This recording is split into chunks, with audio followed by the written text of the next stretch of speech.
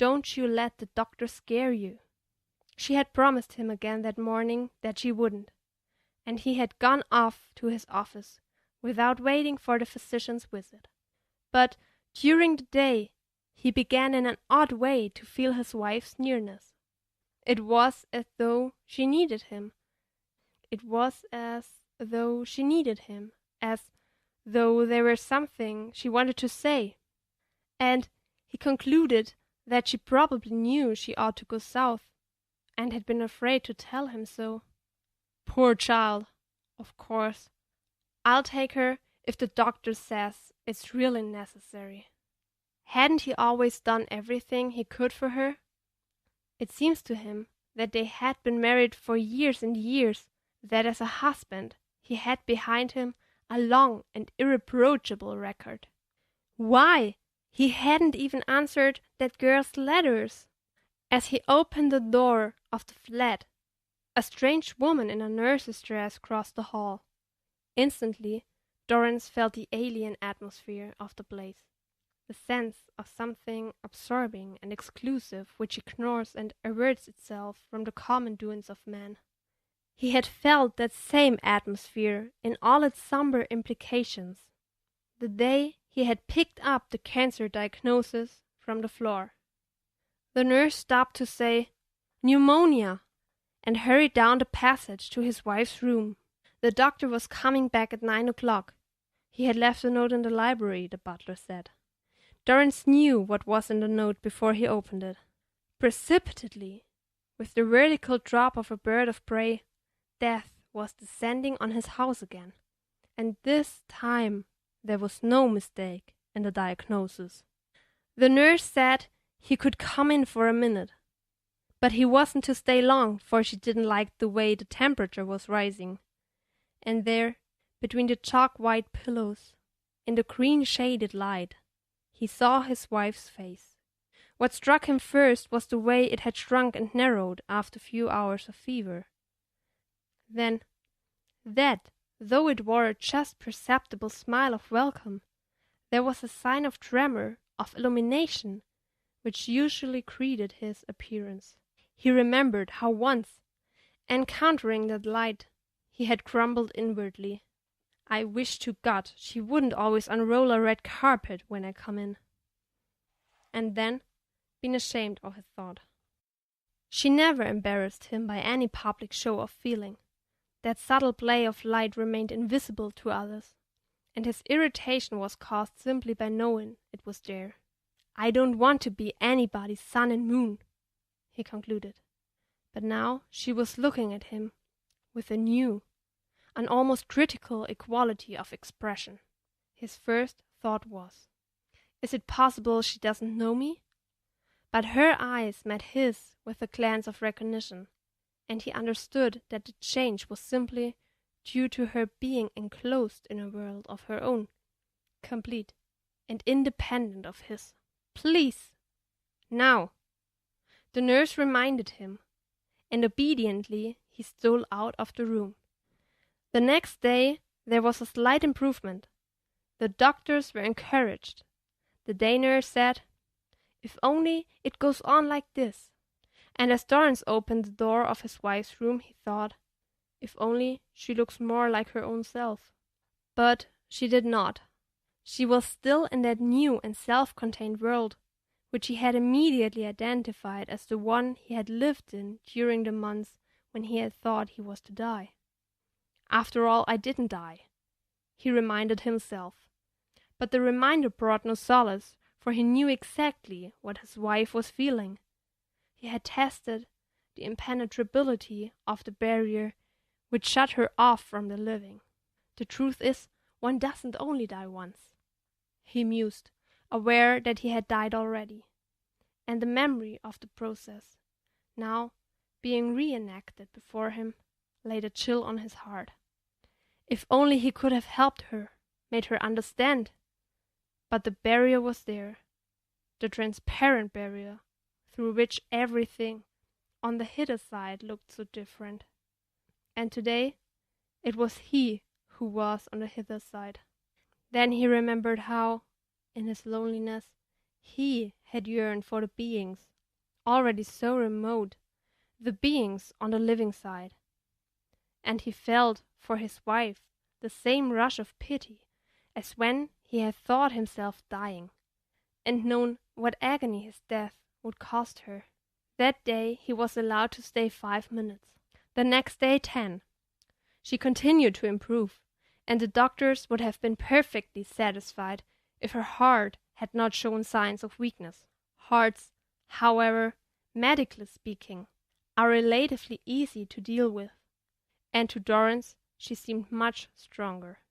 Soon the improvement became so marked that the doctor made no objection to his sitting with her for an hour or two. The nurse was sent for a walk, and Dorrance was allowed to read the morning paper to the invalid. But when he took it up, his wife stretched out her hand. "No, I want to talk to you." He smiled and met her smile. It was as if she had found a slit in the barrier and were reaching out to him. "Dear, but won't talking tire you?" "I don't know. Perhaps." She waited. "You see, I'm talking to you all the time while I lie here." He knew how her pangs went through him. "But you see, dear," raising your voice, she smiled incredulously, that remote behind the barrier smile he had felt so often on his own lips. Though she could reach through to him, the dividing line was still there, and her eyes met his with a look of weary omniscience. "But there's no hurry," he argued. "Why not wait a day or two? Try to lie there and not even think." "Not think?" She raised herself on a weak elbow. "I want to think every minute, every second. I want to relive everything day by day, to the last atom of time." "Time? But there will be plenty of time." She continued to lean on her elbow, fixing her illumined eyes on him. She had not seemed to hear what he said. Her attention was concentrated on some secret vision of which he felt himself the mere transparent mask. "Well," she exclaimed with a sudden passionate energy, "it was worth it. I always knew." Dorrance bent toward her. What was worth? But she had sunk back, with closed eyes, and lay there reabsorbed. But she had sunk back with closed eyes, and lay there reabsorbed into the cleft of the pillows, merged in the inanimate, a mere part of the furniture of the sick room. Dorrance waited for a moment, hardly understanding the change. Then he started up, rang, called, and in a few moments the professionals were in possession. The air was full of ether and camphor, the telephone ringing, the disarray of death in the room. Dorrance knew that he would never know what she had found worth it. Chapter 6. He sat in his library, waiting. Waiting for what? Life was over for him now that she was dead. Until after the funeral, a sort of factitious excitement had kept him on his feet. Now there was nothing left but to go over and over those last days. Every detail of them stood out before him in unbearable relief. And one of the most salient had been the unexpected appearance in the sick room of Dorrance's former doctor, the very doctor who, with the cancer specialist, had signed the diagnosis of Dorrance's case. Dorrance, since that day, had naturally never consulted him professionally, and it chanced that they had never met. But Eleanor's physician, summoned at the moment of her last heart attack, without even stopping to notify Dorrance, had called in his colleague. The latter had a high standing as a consultant. The idea made Dorrance smile. And besides, what did it matter? By that time they all knew, nurses, doctors, and most of all Dorrance himself, that nothing was possible but to ease the pangs of Eleanor's last hours. And Dorrance had met his former doctor without resentment, hardly even with surprise. But the doctor had not forgotten that he and his former patient had been old friends, and the day after the funeral, late in the evening, had thought it proper to ring the widower's doorbell and present his condolences. Dorrance, at his entrance, looked up in surprise, at first resenting the intrusion, then secretly relieved at the momentary release from the fiery wheel of his own thoughts.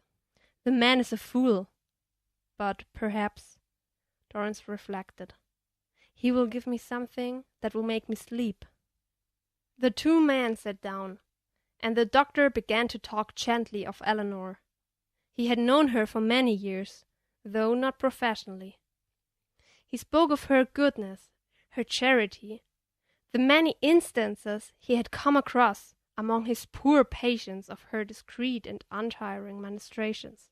Dorrance, who had dreaded hearing her spoken of, and by this man above all others, found himself listening with a curious avidity to these reminiscences. He needed no one to tell him of Eleanor's kindness, her devotion, yet at the moment such praise was sweet to him.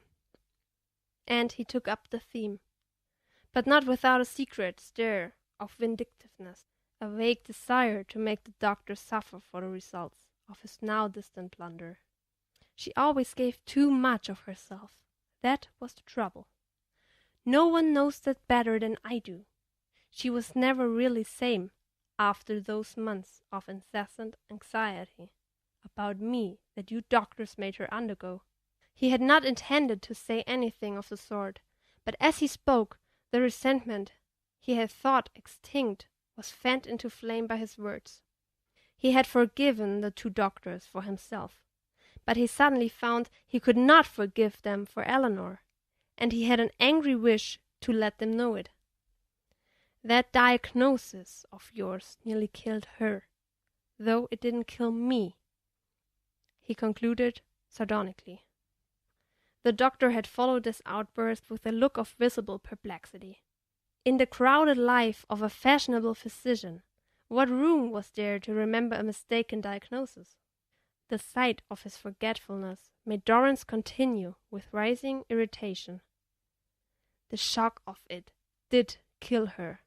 I see that now. Diagnosis? What diagnosis? Echoed the doctor blankly. I see you don't remember, said Dorrance. Well, no, I don't, for the moment. I will remind you then. When you came to see me with that cancer specialist 4 or 5 years ago, one of you dropped your diagnosis by mistake in going out. Oh, that! The doctor's face lit up with sudden recollection. Of course! The diagnosis of the other poor fellow we had been to see before coming to you. I remember it all now. Your wife, Mrs. Wellwood then, wasn't she? Brought the paper back to me a few hours later, before I had even missed it. I think she said you had picked it up after we left, and thought it was meant for you. The doctor gave an easy, retrospective laugh. Luckily, I was able to reassure her at once. He leaned back comfortably in his armchair and shifted his voice to the pitch of condolence. A beautiful life your wife's was. I only wish it had been in our power to prolong it. But these cases of heart failure, you must tell yourself that at least you had a few happy years. And so many of us haven't even that. The doctor stood up and held out his hand.